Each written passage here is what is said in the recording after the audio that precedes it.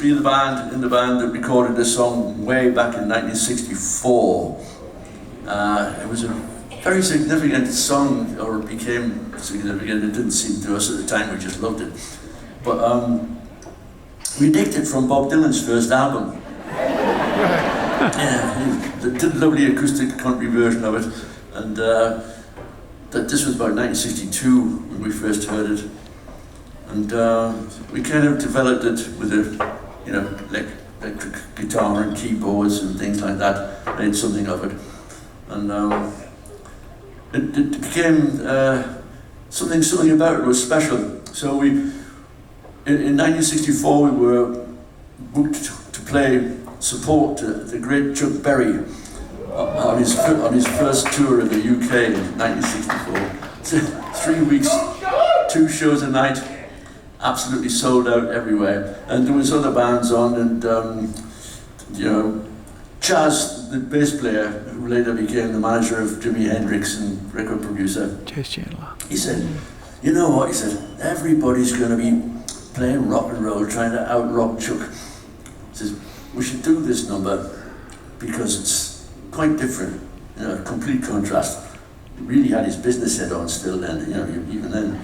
So we did, and the response was like magnetic. We just, there's something special here, So we got a recording session arranged in the middle of the tour, played Southampton. Next gig was, played Liverpool, the next gig was Southampton. And we trekked into London, went into the little studio, very primitive, just one room, single track, toilet, control room, set up for sound, got a little balance, and played it through one time.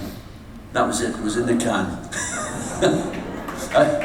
I'm not kidding, because I wrote a letter to my girlfriend a day or so later and told her that, that we'd recorded, this song.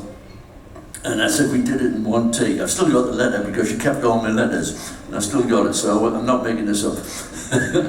Anyway, Big Mickey Most, who was our producer, said, come into the control room and listen to this.